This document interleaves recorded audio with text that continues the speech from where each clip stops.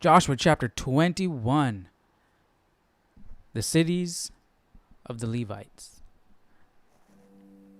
We were talking a bit about this last time, but now we're going to get Then the a deeper heads of the understanding, fathers' hopefully. houses of the Levites came near to Eleazar the priest, to Joshua the son of Nun, and to the heads of the fathers' houses of the tribes of the children of Israel. And they spoke to them at Shiloh, in the land of Canaan. The Lord commanded through Moses to give us cities to dwell in, with their common lands for our livestock. So the children of Israel gave to the Levites from their inheritance, at the commandment of the Lord, these cities and their common lands. Now the lot came out for the families of the Kohathites. And the children of Aaron the priest, who were of the Levites, had 13 cities by lot, from the tribe of Judah, from the tribe of Simeon, and from the tribe of Benjamin. Notice how they said, the Lord commanded through Moses to give us cities to dwell in, right? Because it's sort of odd to ask, hey, guys, I know you just got your land and everything and you're getting situated and, right, you got your place, right? But now I need some of that, right? It's sort of odd to ask, like, could you please, give me some of your land, right? So they had to be like, through Moses, remember God commanded Moses to give us some land, right? I know, I can imagine it being a sort of awkward situation that, especially that Joshua didn't tell the people directly, right? It says, then the heads of the fathers' houses of the Levites came near to Eleazar the priest, to Joshua the son of Nun, and to the heads of the fathers' houses of the tribes of children of Israel. And they spoke to them at Shiloh in the lands of Canaan, saying, the Lord blah, blah, blah, blah, right? So it's kind of odd that Joshua didn't come out and say it. Well, it's similar situation to the last time, right? With the last, I think that it was 7 remaining tribes that needed, was it 7? I don't remember. But Joshua was waiting for them to show incentive. Hey, why don't you guys go out and scout the land? Why are you just sitting here not doing anything? So Joshua was disappointed. So maybe that's the reason. Like Joshua, if this is the land, this is your land, right? You should want it.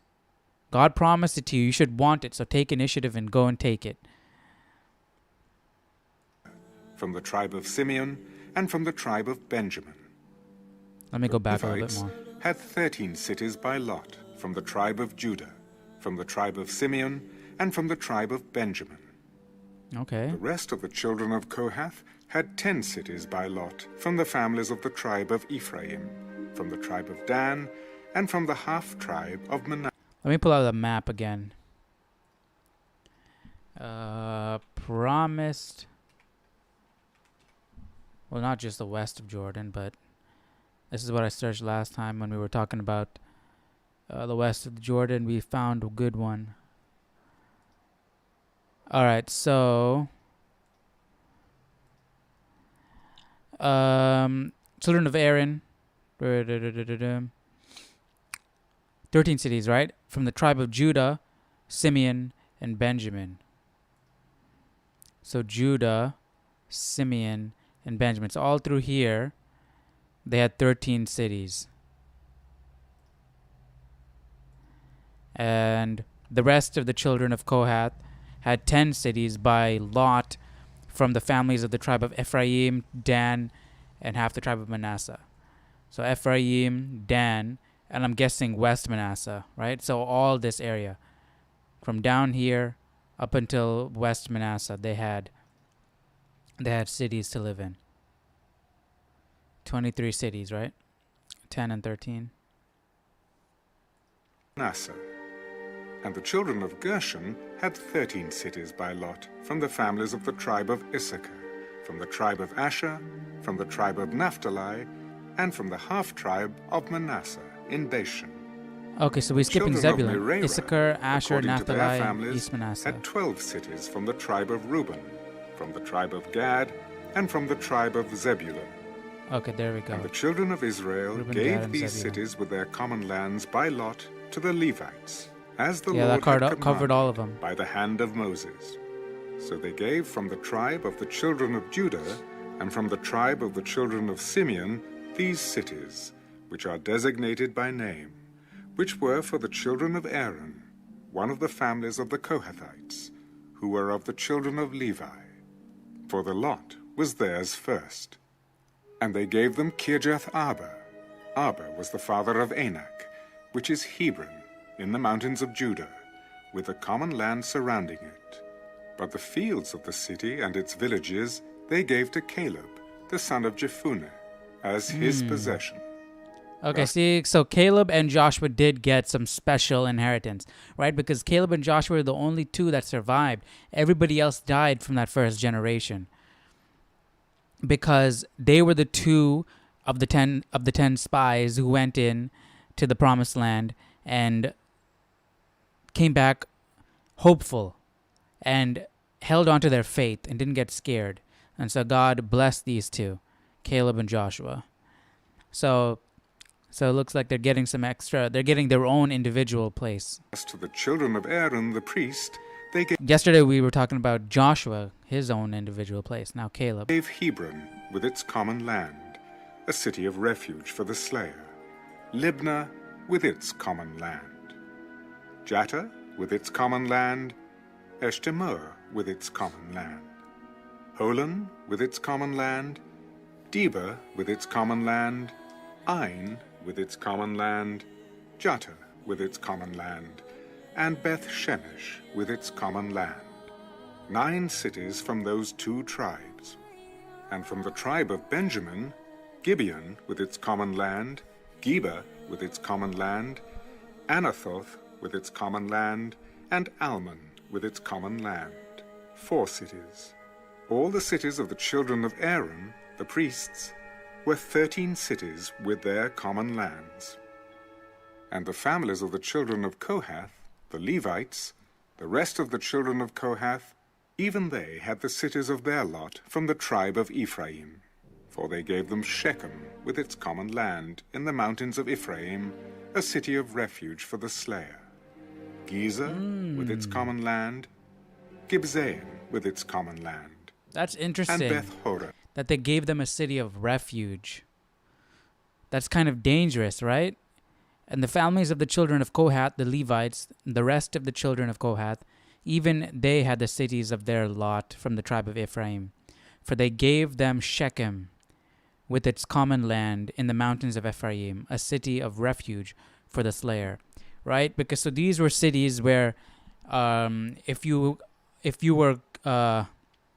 had murdered somebody or accidentally murdered somebody or you blamed for somebody's murder, you would run to the city to seek refuge up until the time of a trial, right? Because you might be innocent, and they're gonna come after you, right? They're coming after you. They want blood, right? So these cities of refuge kept these people safe. They couldn't be killed. So you could potentially be having murderers living around this area. That's interesting that they gave a city of refuge to the Levites. Yeah, I don't like they were just giving land that they weren't going to use, because they're not going to live there. People are not going to live there, right? Or they would live there, but I mean that's definitely not going to be a first choice. I mean it wouldn't be my first choice. I wonder how God felt about this. I mean, the Levites have their inheritance already, but which is God. So they can't be picky and choosy about which land that they get. But what kind of spirit of giving does the tribe of Ephraim have, you know?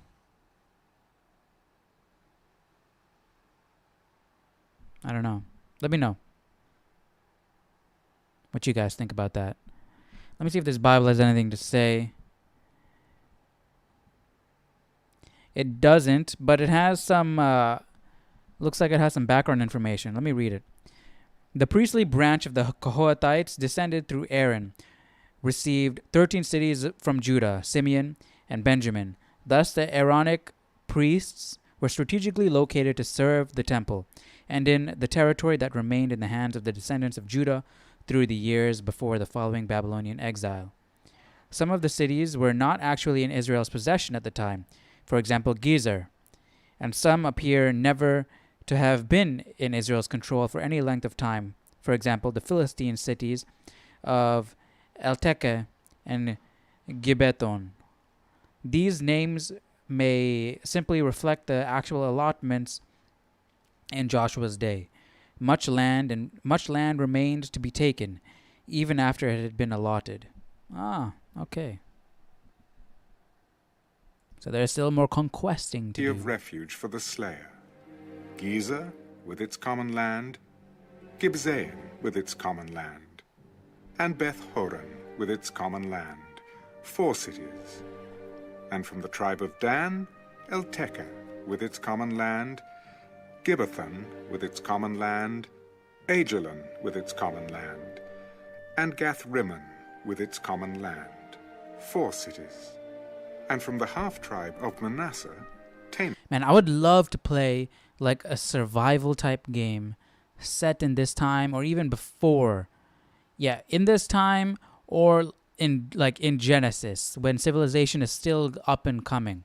Like from the beginning of time till like Noah, right? Till the flood. That where civilization was at its earliest, and you have all these different different cultures going on, like the birth of these different cultures, right? I feel like that'll be a really interesting time. And you can do some crazy stuff with like the mighty men of old, the men of renown. Like, who are these guys? I feel like a cool story could be written in there, like a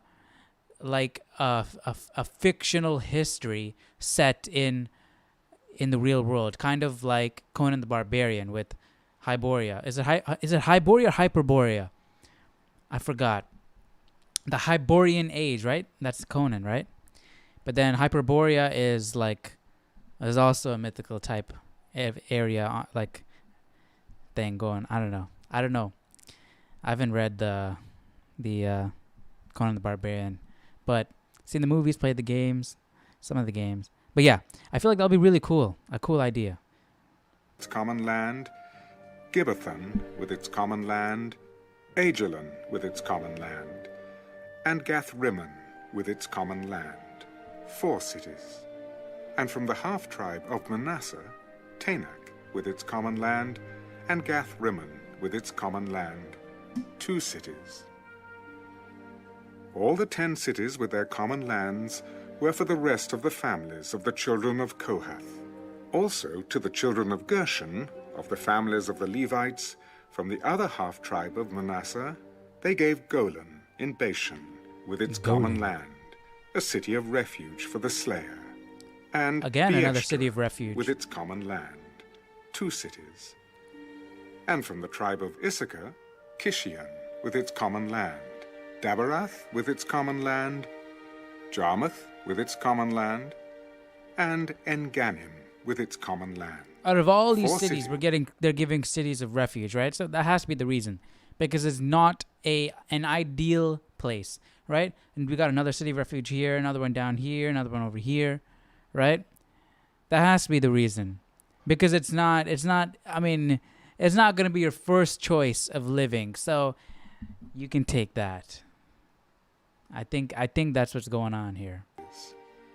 And from the tribe of Asher, Mishal with its common land, Abdan with its common land, Helkath.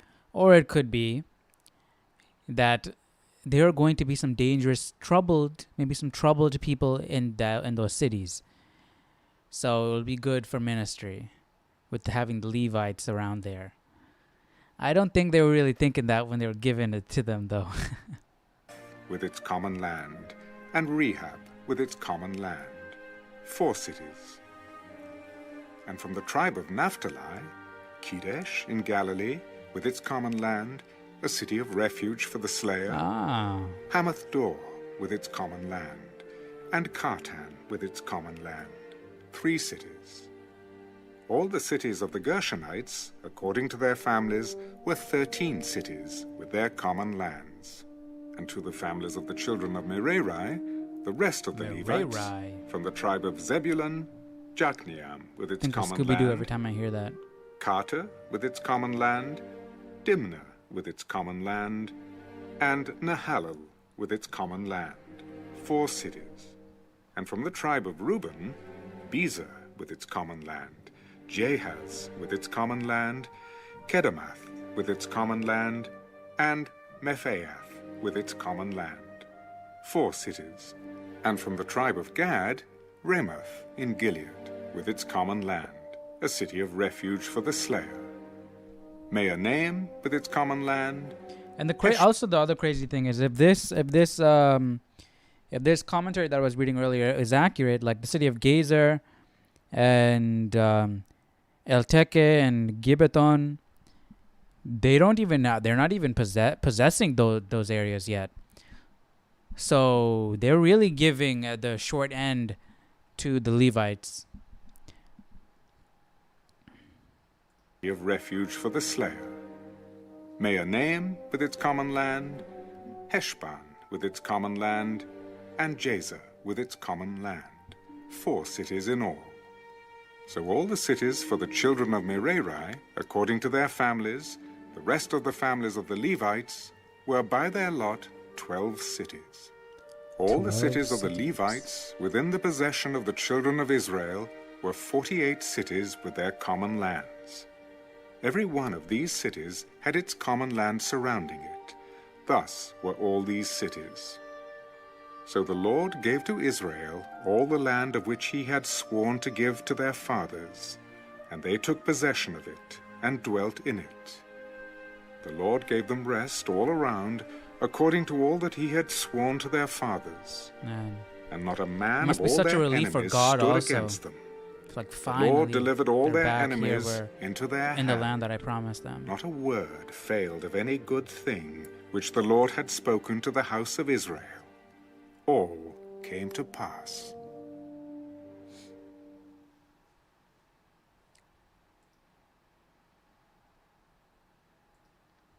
Oh.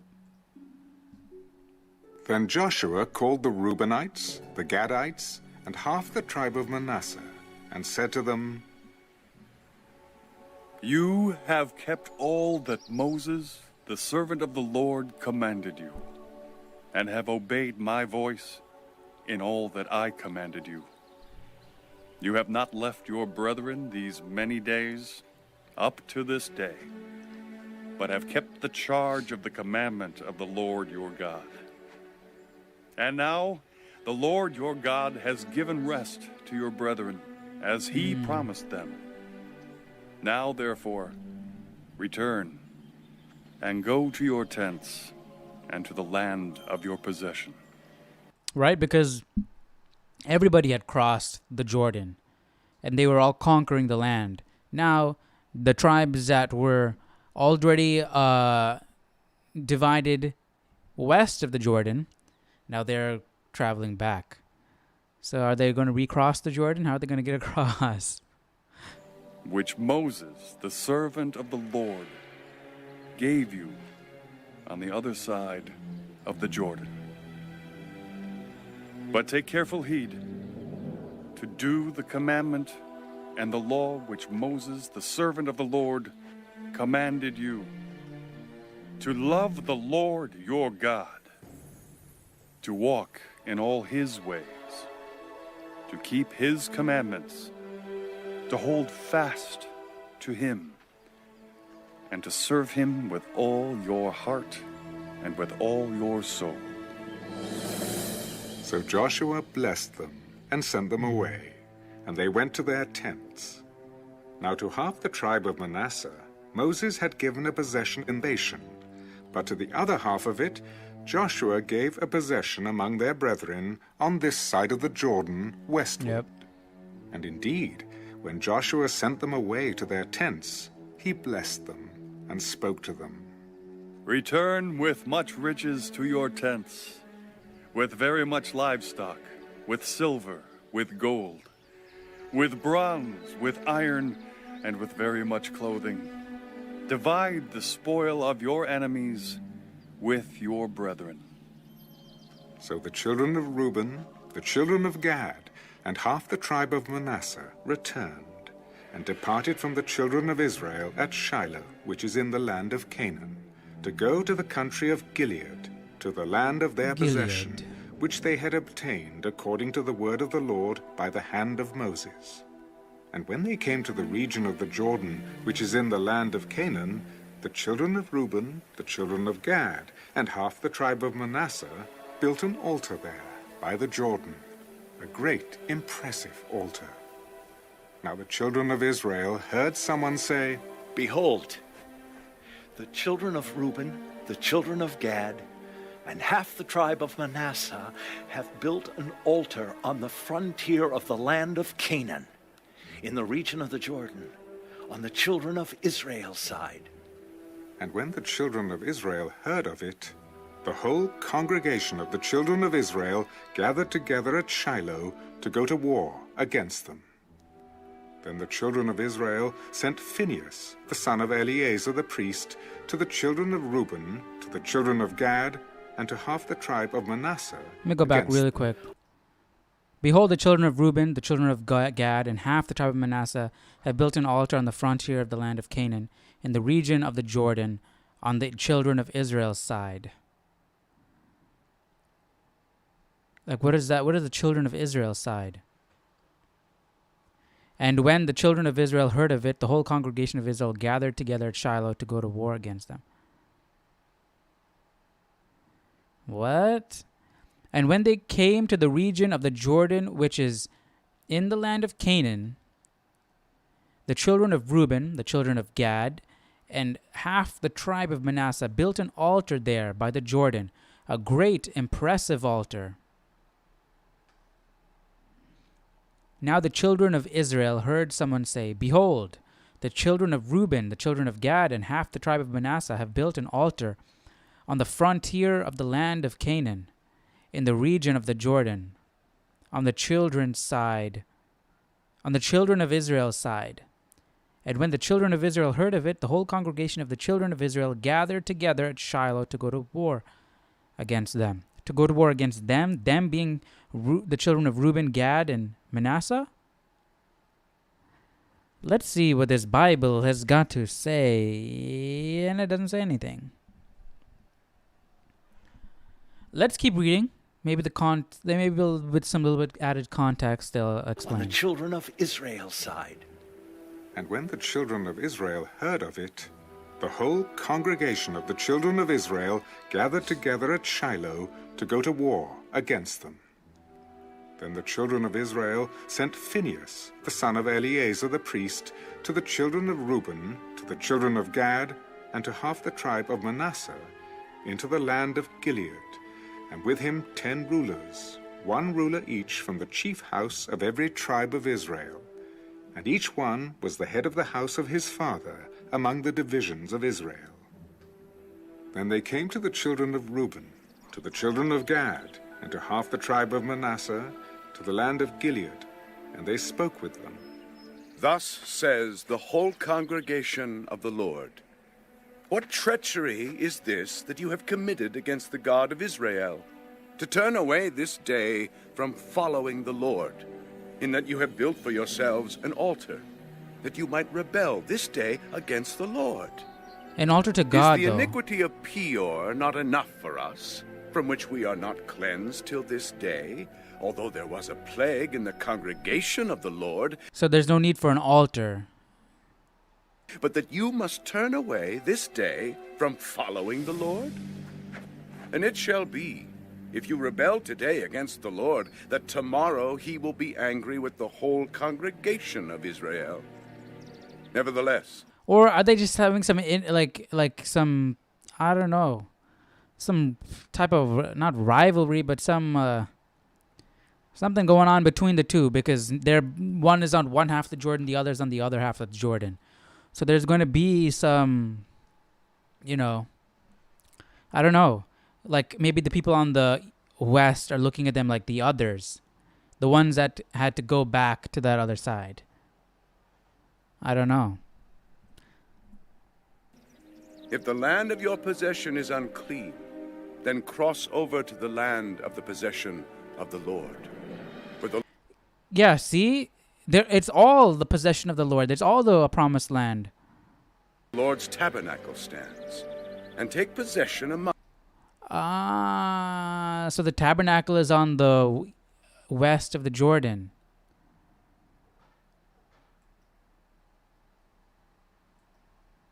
Israel. Nevertheless, if the land of your possession is unclean, then cross over to the land of the possession of the Lord, where the Lord's tabernacle stands, and take possession among us. But do not rebel against the Lord, nor rebel against us, by building yourselves an altar besides the altar of the Lord our God. Did not Achan, the son of Zerah, commit a trespass in the accursed thing?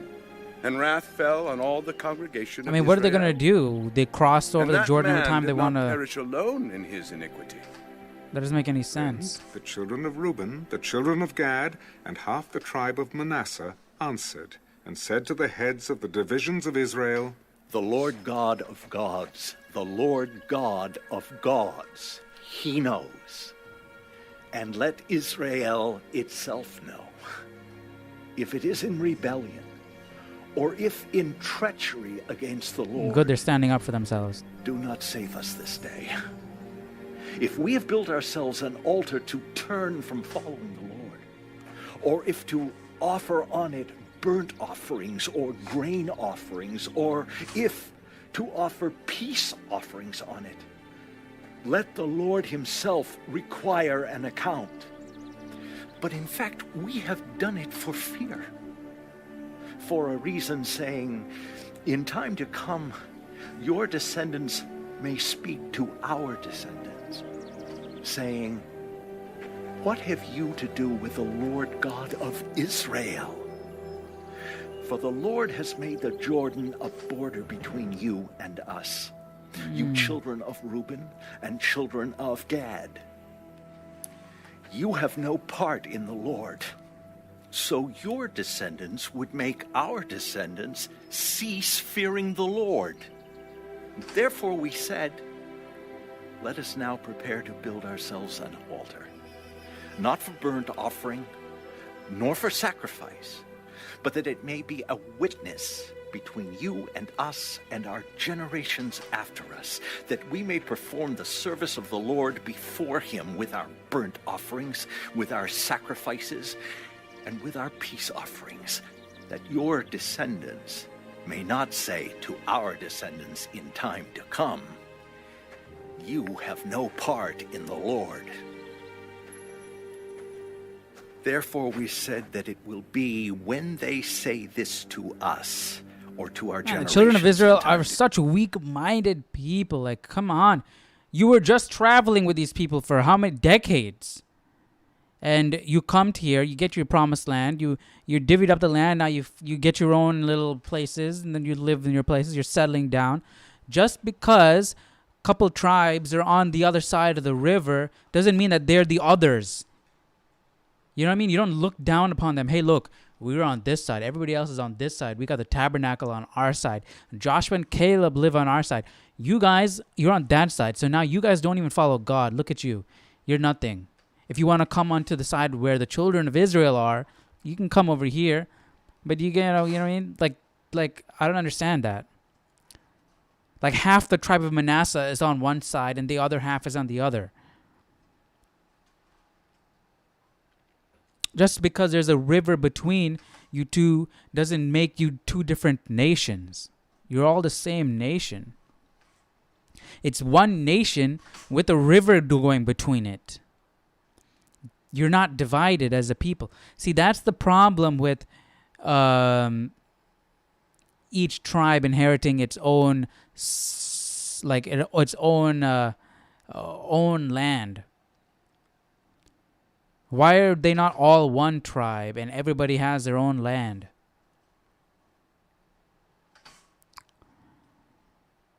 because they're all related. The tribes are all they're all brothers. So, but this is even past that. You have half Manasseh on one side, the other half on the other side, and they're still having this type of division in their mentality. So I don't get that. When they say this to us or to our generations in time to come, but see, they're thinking ahead. They're thinking in times to come, there is going to be a division because we are on opposite side of the river. And knowing how petty and like these people are, they're predicting. So, I mean, it does make a little bit of sense that there is going to, at decades, maybe centuries down the line, there is going to be some type of animosity, maybe some type of division between the two, because there is a physical barrier between the two, right? So there is going to be some type of difference. There is going to be a difference in culture because they're not going to be able to always come over the barrier. So different practices are going to start to develop. But what is interesting is that the tabernacle is on one side. How is that going to work? They're going to have to cross every time they need to do a sacrifice. So how is that going to work? We need Joshua to stop the flow of the river for them to cross every time, or what? we may say, "Here is the replica of the altar of the Lord which our fathers made, though not for burnt offerings nor for sacrifices.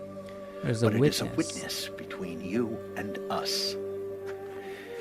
Far be it from us that we should rebel against the Lord and turn from following the Lord this day." What I didn't appreciate was how fast, boom, the people on the west of the Jordan, immediately, boom, went, "You blasphemers! You put up a altar, and you're going against God." Like immediately. Like, these are your brothers. They were just with you. They literally just crossed over. Like immediately they were being divisive. Why? So the people on the east have to be like level-headed and be like, explain. I mean, it's like, I don't understand why it got to the point where they needed to explain in the first place. They should have asked, "Hey, what is this? What is this altar? What are you doing?" That we should rebel against the Lord and turn from following the Lord this day, to build an altar for burnt offerings, for grain offerings, or for sacrifices. They honestly should. They should have an altar to do all that stuff. How are they going to cross the Jordan River every time they want to do an offering? Like, I don't get it.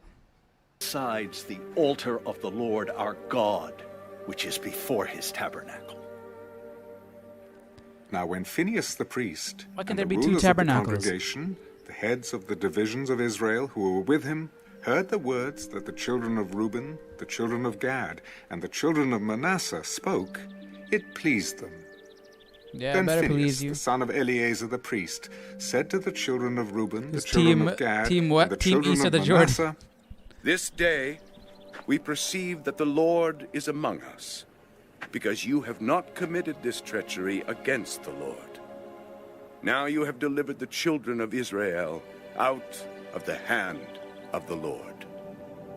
And Phinehas, the son of Eleazar the priest, and the rulers returned from the children of Reuben and the children of Gad from the land of Gilead to the land of Canaan, to the children of Israel, and brought back word to them.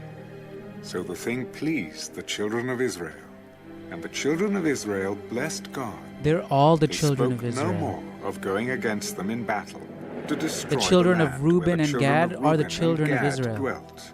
The children of Reuben and the children of Gad called the altar Witness.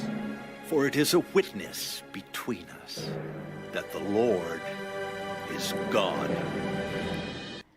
Why? Okay, so why did Reuben and Gad get singled out? Well, Manasseh also, East Manasseh. But Reuben especially, look at that. They're on the other side of the Dead Sea. Gad is a little bit close. Reuben is like, I think, where was it? The blessings on the, I forgot where. Let's look this up. Why was...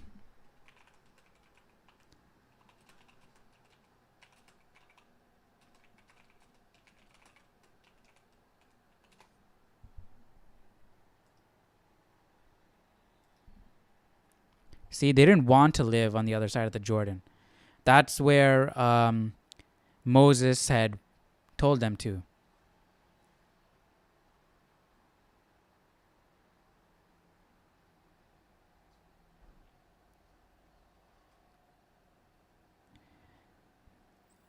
Numbers 32:1 reveals one reason why these tribes wanted the land east of the Jordan. Oh, they did want it? The Reubenites and Gadites, who had very large herds and flocks, saw that the lands of Jazer and Gilead were suitable for livestock. Okay, that doesn't mean they wanted it, did they? I don't remember if they wanted it. I thought Moses had divvied out the land for them. The land east of the Jordan River was seen as prime area for raising livestock. Okay, at first Moses was opposed to the idea of some of the tribes staying east of the Jordan. He thought these tribes were attempting to avoid helping their fellow Israelites in the military campaign. However, these tribes responded with a pledge to help. We would like to build our pens here for our livestock and cities for our women and children, but we will arm ourselves for battle and go ahead of the Israelites until we have brought them to their place. Okay, so they did want to stay there. Okay, my bad. I forgot. These tribes kept their promise and helped their brothers in the conquest of Canaan, right? They crossed the Jordan River and then did their conquesting and then went back.